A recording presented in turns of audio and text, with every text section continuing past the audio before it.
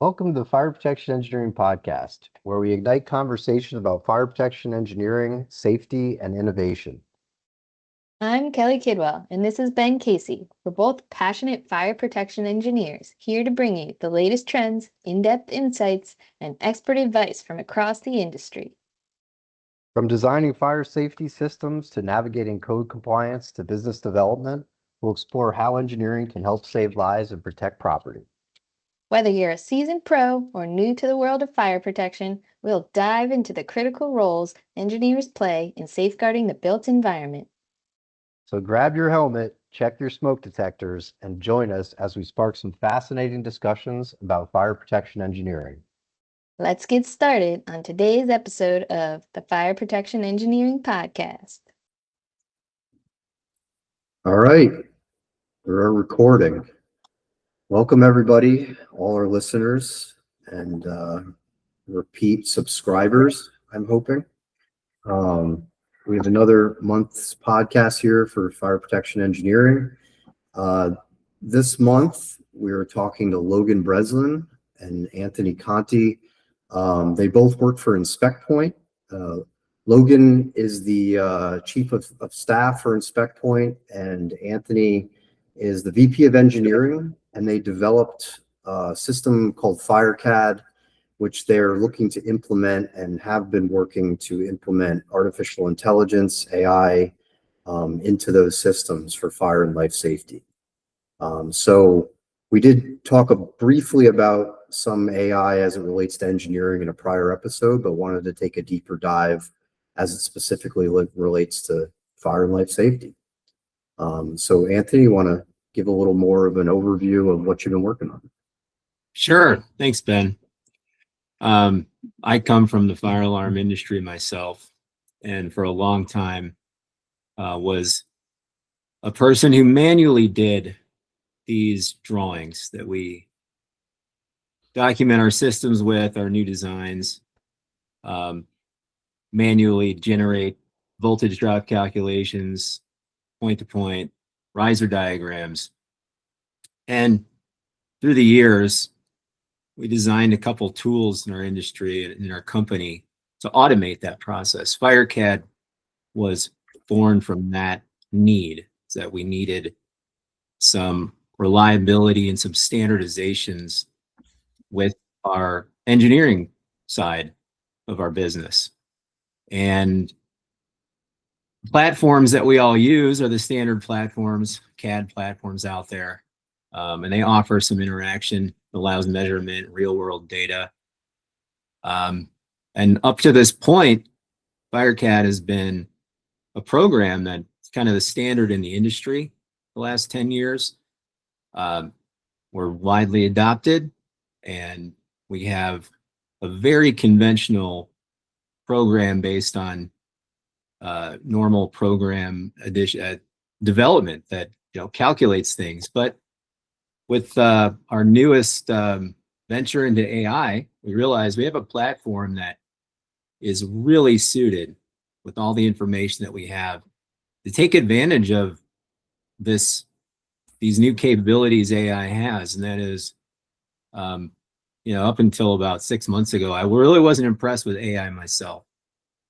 It's been really capability-wise performing better than I expected to be able to utilize in the fire alarm world. But we are developing an AI engine as part of FireCAD so that we can pass on our knowledge of this industry to everybody using FireCAD. And that is, I've got a lifetime of experience in the industry, and I just know how to do these drawings, and I could tell you what a drawing should look like. But with AI, we can send the context of our drawing and things that we put on it, and really put that together and match that up to the codes and standards out there. And instead of just saying, I don't feel like this drawing looks, like a real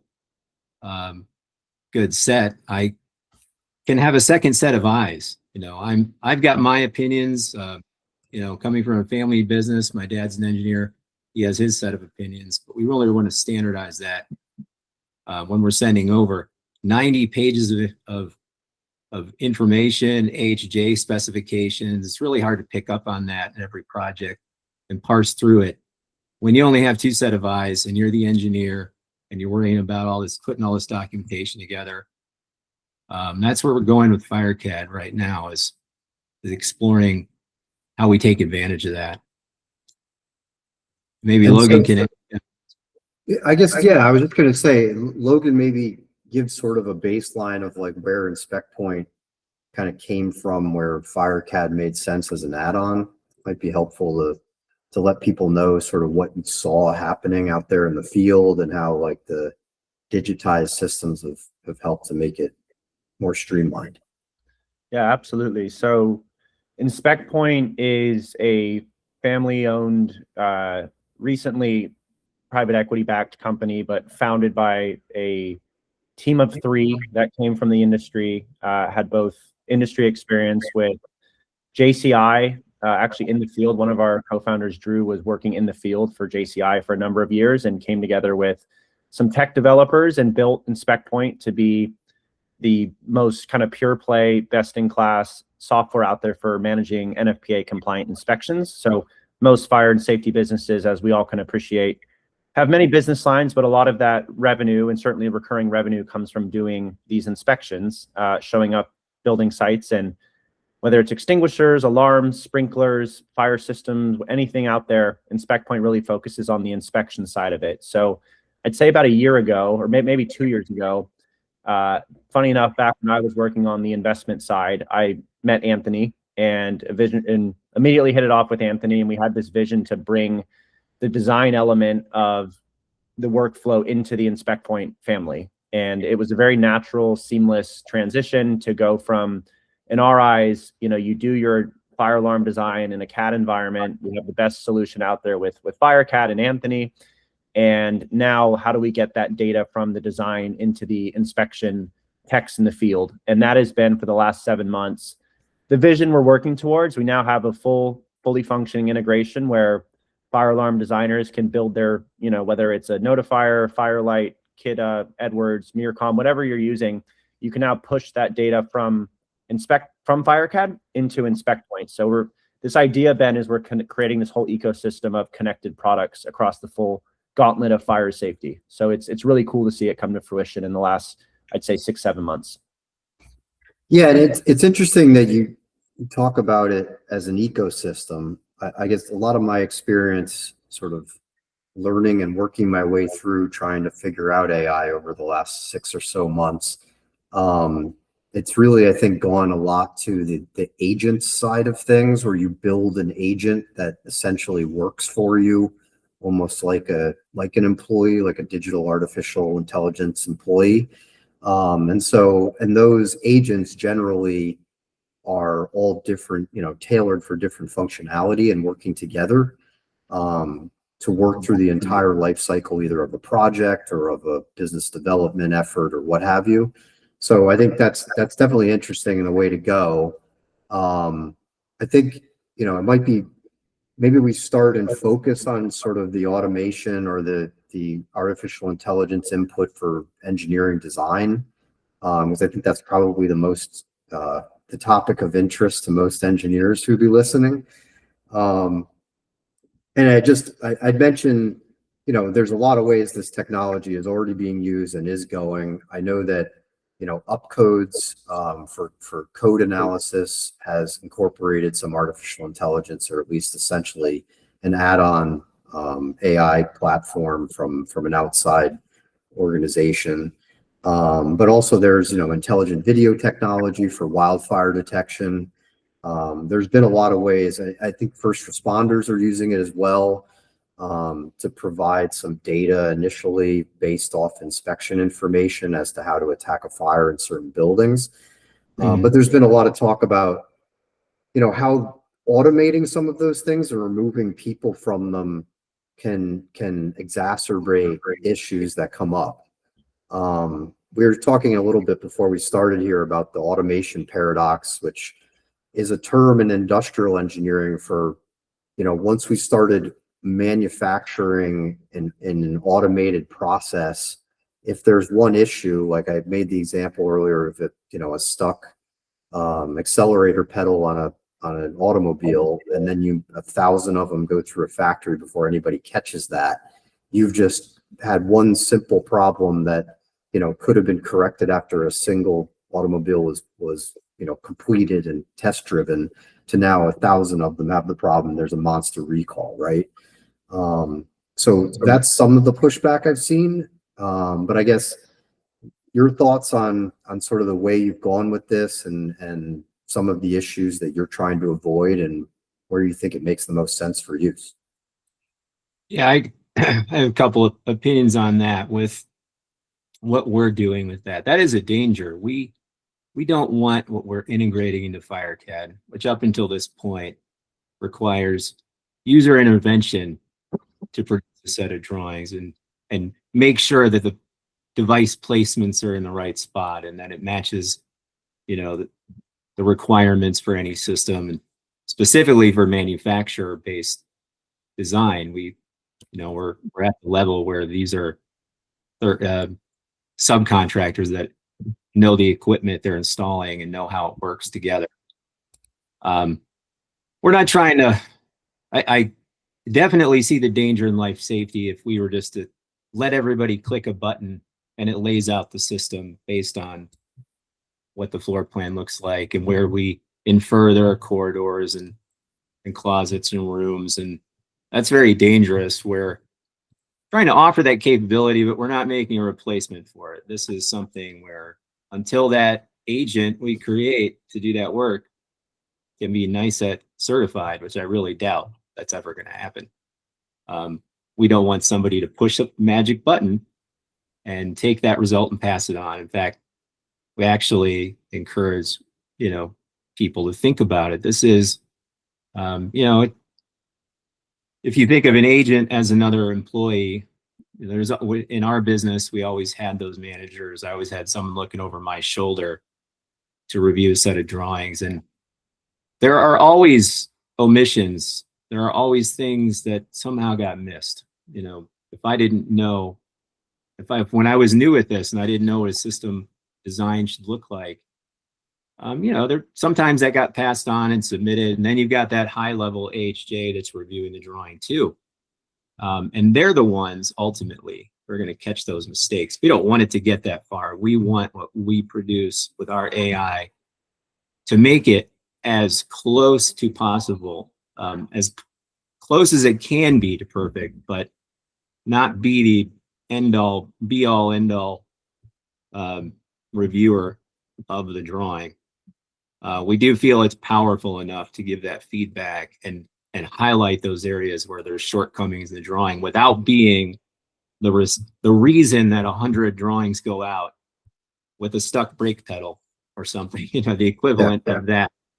That would, not be good in life safety, of course. So, but productivity wise, I do think overall we can make it safer. We can make this production process, review process standardized with this ecosystem and take advantage. I mean, this is a niche marketplace. We don't really see a lot of this. FireCAD's in a unique position as a platform that not only can we make those agents to review something, but we can make them actionable. They can do things. They can interact with our platform and help lay out devices, not just tell you, this PDF looks wrong and these devices don't look right. What we're trying to do on the productivity side is help that design get out more efficiently too. So within the platform and in the ecosystem, and provide the code reference and provide the feedback of maybe, why it's wrong. Yeah, you made a funny comment there that I've been thinking a lot about lately, and that you said, we're not looking to get the AI agents NICET certified. I just think recently I came to this realization that incorporating an agent is more like a recruiting and hiring process than it is implementing a new digital like IT technology. If you get a CRM system, you know exactly what it's going to do when you push a button that, adds a contact to it, right? It doesn't sometimes add the contact. It doesn't add the contact without certain information that you pre-programmed it to add when you click the button. You know what I mean? But with agents, that's not the case necessarily. So they can infer and move in different ways, depending on your prompt and what their, input data is. And so that's more like an employee really than it is like incorporating a new digital platform into your business process. I don't think a lot of people may have grasped that like concept, because you hear a lot of this pushback like, oh, they hallucinate, or it gave me information that didn't make sense to what I asked it.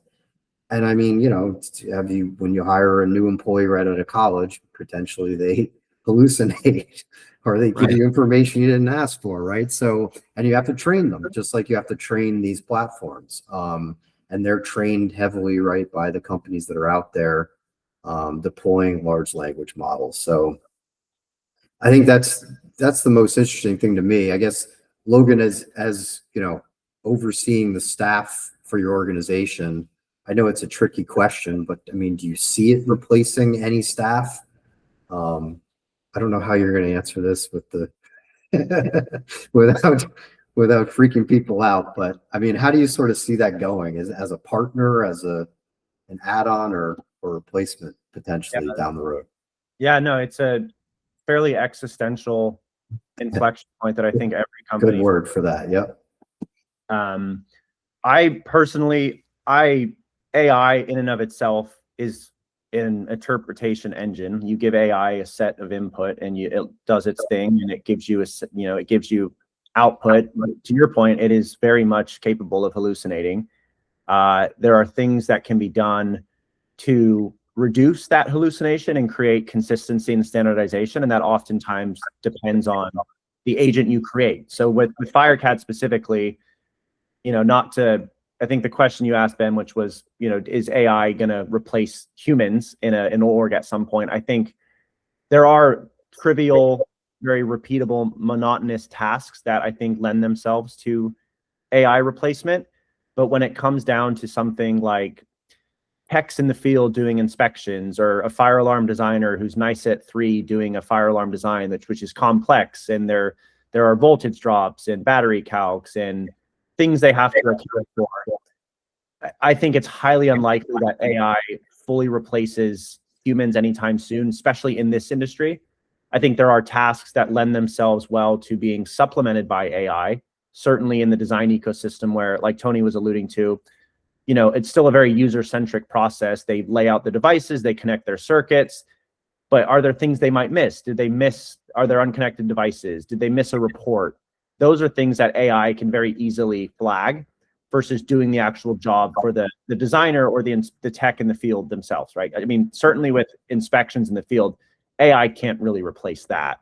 You'd be really essentially walking around with a camera, taking a picture of a sprinkler or an extinguisher, and having AI do some type of interpretation. But for the companies we serve and the very niche, nuanced workflows that they typically do day in, day out, I highly unlikely that AI replaces anybody anytime soon. Yeah, your description, you at one point when I was working for a large public company years ago, we talked at one point about incorporating drone turns into our inspection program, where we'd make interns wear like helmets with video equipment on them, and we'd have a senior engineer like talking into their ears and like have him inspect buildings. And then we realized we'd have to park like a white van outside like a federal building to have the guy actually be able to connect to him. So it didn't really work out that way, but it's just a funny idea back then. But now, I mean, I talk to inspection companies doing laser scanning where they're essentially walking around with a three-way camera on their back and a backpack, and they're laser scanning the entire facility, and they're just writing down models and model numbers and data about the equipment that they see. So it's kind of gotten there at some level. it'd be interesting to see, if there's anything like a drone incorporating AI that could survey in the future or those kind of things. I mean, the ideas that you start to come up with when you think about these things is just endless, I feel like. Yeah, there's no AI has made so many things that were previously impossible or a lot harder to do. It's made them possible. And obviously AI being as powerful it is, and it's dynamic, it's a living, breathing thing, it gets better and better over time. And the brain just assumes more information, and it is scary to think about. But I think the whole idea of, certainly in vertical software where Tony and I exist, is AI very much currently exists to supplement workflows within software applications versus replace the software altogether. And at least that's how we think AI, as it stands today, it's a matter of harnessing it in a very specific way versus letting AI do all the heavy lifting. Yeah, sorry, just real quick, I guess, Tony, to like specifically what you're like focused on initially, I guess, like there's tools out there, obviously, like add-ons for Revit, for hydraulic calculation software, et cetera. Like once you lay it out, it just runs the hydraulic calc. I mean, to me, that's not AI, but maybe it is sort of in its infancy. I guess, can you maybe speak to exactly like what you're focused on initially with implementing it into FireCAD? Yeah, I mean, you mentioned the calculations. That's very black and white. I call that conventional coding. We don't rely on AI to make some report up. We rely on equations, and we rely on measurements. And that won't change. We can have AI double check as a whole the balancing of circuits on a panel. Like, it is something, in fact, one of our areas that we're concentrating on is we have those conventional rules and reports and all the kind of things you've been familiar with of Revit, and we're an AutoCAD based plugin. FireCAD is, because we have real world coordinates. We have the base to give us that information, plug it in, and generate all those things that used to take a week, 2 weeks, 4 weeks in a few minutes, and they're accurate and correct. However, what might not be correct is overall that whole system. If a designer is new at this and they've never installed a system, maybe they've connected different quantities of devices on different panels, and left 2 devices on a circuit on the one panel and 12 devices on the next and 24 on the next. And that's something AI and our knowledge can be transferred to our agent. That's our goal. And I learned from my father how to do this stuff, and I learned from my brother how to install. And we were sent out, and I did service, and I used to do inspections with Excel sheets, 90 Excel sheets, and walk around a building. And I see this as a way to make that better. I mean, our agents are a way for me, and by extension, my father, to share our knowledge within a controlled environment.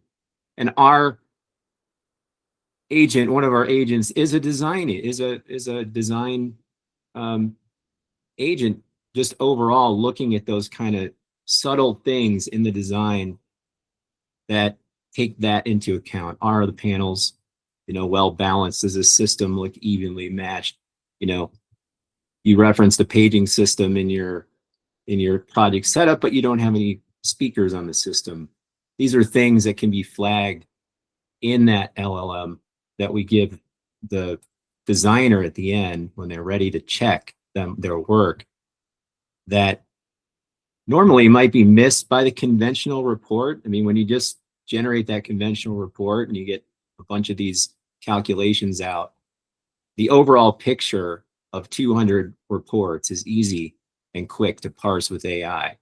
It is hard to look at that table format as one person and put that together as an overall picture, how the design goes together. That's where we're going with our AI, is we think it's powerful for that. But it also is a transfer of knowledge. I've seen a lot of new people come in and use our software.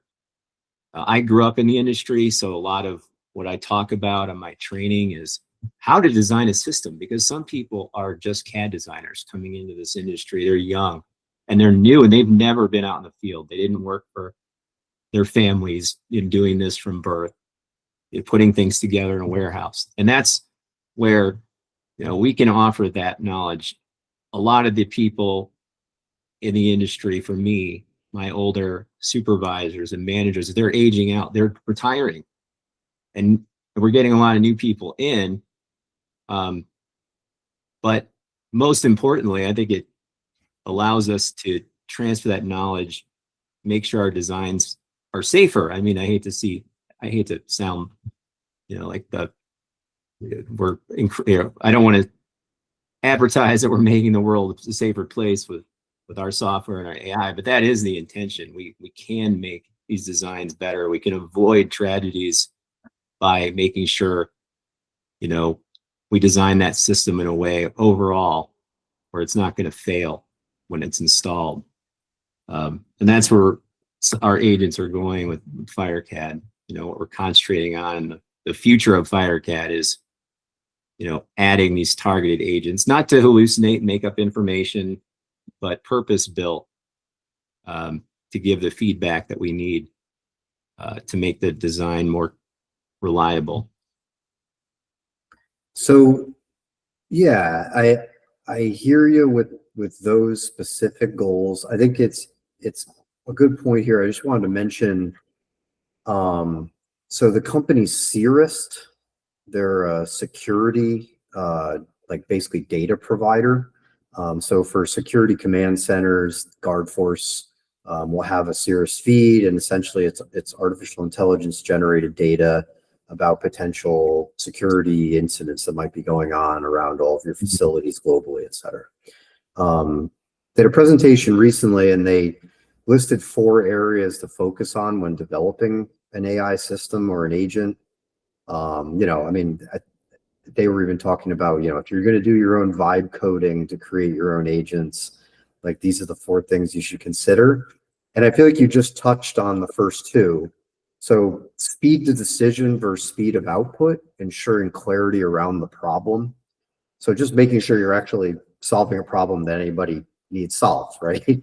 Or making it more efficient, making sure it is a problem. I think we've got kind of that covered with fire protection, life safety. The second one you touched on was trust and transparency.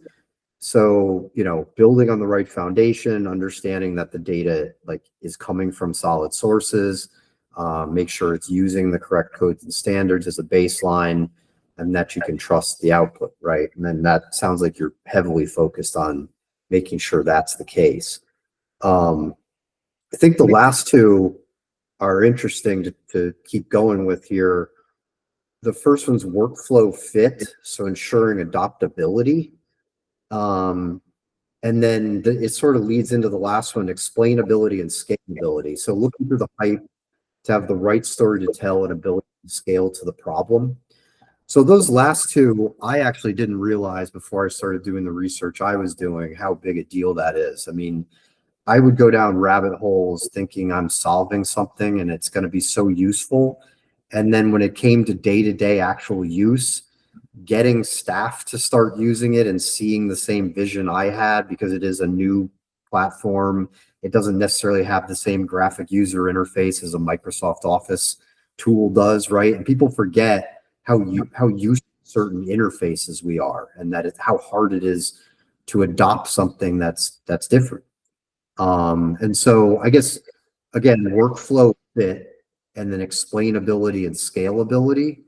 Can you kind of speak to how you've thought about those things when you've been pulling this together? Well, as far as what people are used to, we're a Windows client program. We've got a UI, and it's FireCAD's been, as its development's progressed, we've tried to make it intuitive. That's my part of it, is, designing this from a point of view of somebody who is used to the CAD platform. We're making it feel like what people are used to, and not be something they type in a terminal. Like when we're doing this on the code level, because everybody's using that now for development, it's very unfriendly. I wouldn't, expect anybody to pick it up and just start using a terminal window to start asking about fire. But what we have done in the program is make it pretty, make it wrap up these code reviews and drawing reviews as something that the user is familiar with and not afraid of. As the day-to-day employee right now, on my end, the engineering end, we made it something that fits with the normal flow of the program. It's a new window, it's a new command in AutoCAD, opens up a new interface, validates drawing, gives you some check marks, something graphic that you can see, and then gives you a PDF output, a report at the end of this. And that's important because we want people to, have something to look at that's not chunks of data in an XML format. We have to give it to them presented in a way they can parse it. Logan, you have any thoughts on? Yeah, no, I think that's a really interesting way to think about the practicality of AI is to Ben's point, usability, then scalability. Obviously, I have a finance background, so the scalability component of that concept is certainly something we've given a lot of thought to at FireCAD. In terms of the usability, I would say, like to Tony's point, it's been built directly into the application. It's very seamless UI, UX. It very much fits into the everyday FireCAD workflow versus being some invasive new product where it takes you to a new window and it's all unfamiliar. It very much exists within a very standard, appreciated workflow. And then in terms of scalability, I think that's the most important of the 4 pillars you've alluded to. Is one is their actual demand for it. Will your customers use it? So do you have a scalable product? And then 2, how do you get adoption? Because you could build the coolest thing in the world, but if no one adopts it, no one pays for it, you really have nothing. So our hope is in building something that is harnessing AI in a real way for our designers who have come to love and appreciate FireCAD. Do we have a product on our hands that will scale? And I think we're at a point right now where we're getting good feedback from early users. It's supplementing their workflow in a real way. We have, the good part of 4,000 users at FireCAD. We hope that every single one of them is leveraging our AI to supplement their workflow. And obviously with the rest of the market out there, there are, we think, tens of thousands of NICET level alarm designers out there. We want to be the brain for this industry. And we want that tribal knowledge to proliferate through our platform. And, we love to see a world where we have 100% adoption. Every designer out there is using FireCAD and every designer out there is leveraging our agents. And that is the vision. It's obviously a pipe dream to assume you ever get 100% adoption and 100% conversion, but that is the vision that we're working toward. And we feel like there's nobody out there better positioned than us to really make a difference when it comes to leveraging artificial intelligence for this industry. Nice. Yeah, no, I thought those pillars were an excellent way to describe sort of, sometimes I think folks hire a developer, the developer kind of goes off. I always had this picture of a programmer from years back. I had a firm that hired an outside programmer to set up something for them way before AI. And they would say he would show up with like a black cloak on and like black pants and would only work from like 11 p.m. until like 6 a.m. in the morning. Or like they would just release him on an issue and he would just come back in a month and would never hear anything until like he provided his output. Yeah. And, to some extent, you totally miss the boat, right? If someone's working that way with you. And then there's also issues. I know, I work with computer science major programmers, doing their own thing in their own businesses. And they may troubleshoot one issue in the code for a month straight, right? And it's very hard to estimate how much time it's going to take. So yeah, I mean, I salute you in the efforts, and I think it's a lot of hard work, I'm sure. Yep. So when is your what is your rollout schedule? I don't think you have a lot of this stuff out to the public yet. I think that's what we had just talked about. I know we chatted about having more of a specific discussion about the functionality in another few months when it's more fully implemented. So where are you at sort of in your schedule and where things stand with it? When can people expect to see something to play with? Yeah, absolutely. So we have made a lot of so we probably started building this thing, Anthony, what, 6-7 months ago is probably at Connecticut, the fateful Connecticut trip where we all met and envisioned this and have seen it come to life over the last, half of the year. And I think we're now in a position where we feel really good about, call it version 1. We have 2 AI agents that are up and running, fully functional, truly leveraging AI based on very specific drawing parameters, and we feel great about them. I think the next agent, which is probably going to encompass the GA or the official launch to the public, will be this AHJ agent, which we are incredibly excited about, harnessing the thousands of, I mean, what are there, 10,000 plus AHJs out there. I think the hardest part about this industry is everybody knows NFPA 72. Understanding the nuances and idiosyncrasies of every AHJ out there is incredibly difficult, whether they're abiding by NFPA, they have their own set of codes and regulations, their Muni codes, harnessing that. And that is what I say when you refer to timeline, Ben. Once we have that, I feel like we'll officially throw as much fuel on the fire. But we feel great about where it's at today. Version 1 is here. We have 2 AI agents stood up, and there are probably 2 more on the horizon that we anticipate launching in Q1. So it is here and it's ready. Sounds good. Any kind of last thoughts? I guess Anthony, we'll start with you. Anything you think we missed out on, or kind of points that you've learned about AI over this process? Like I said, I think we put a lot of work in planning into this. It's nice to see it actually working now. We have, the vision was here 6 months ago or 5 months ago, and we planned it, and we're just now getting it out there to get some real feedback on how it compares.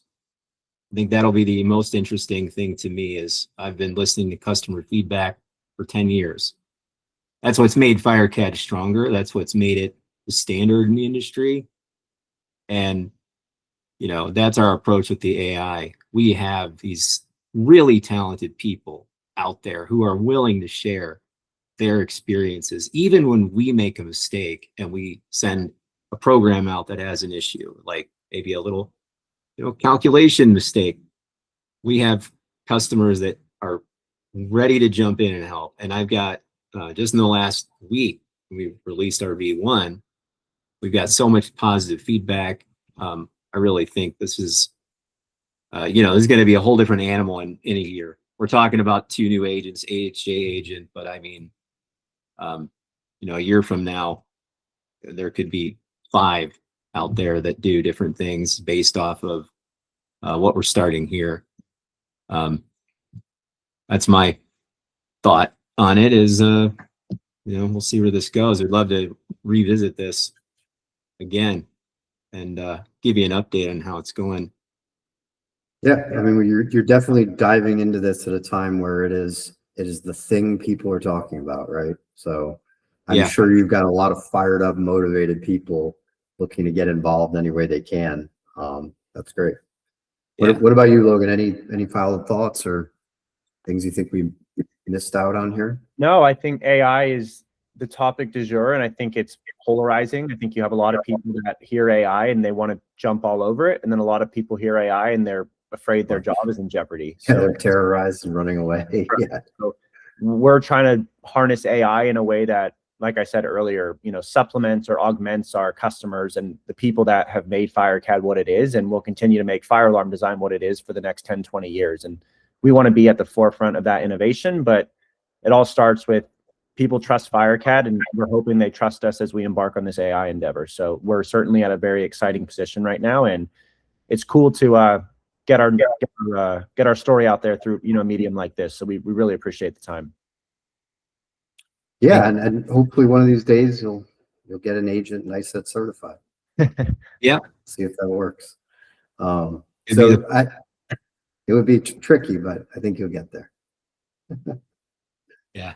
So I'd be remiss if I didn't mention why we're missing Kelly here. So Kelly had some mom duties. I think she probably would have liked to delegate once in a while to an AI agent if she could. So, but she sends her regards and she'll be up for future podcasts. So thanks everybody for listening, and thanks Logan and Anthony for taking your time here. This is very, very interesting, and obviously it's an ever evolving topic. So look forward to a future conversation. Thank you very much, Ben. Cheers, Ben. Thank you. And that's a wrap on today's episode of the Fire Protection Engineering Podcast. We hope you found today's discussion as illuminating as a well-designed sprinkler system. That makes no sense. Remember, fire protection engineering is all about making spaces safer for everyone. If you enjoyed today's episode, be sure to subscribe, rate, and leave a review. And don't forget to share the podcast with anyone you think could benefit from it. Got questions or topics you'd like us to cover? Drop us a line on social media or through our website. We love hearing from our listeners. Thanks for tuning in, and remember, safety is no accident. Until next time, stay safe and keep engineering for a safer world. See you next time on the Fire Protection Engineering Podcast.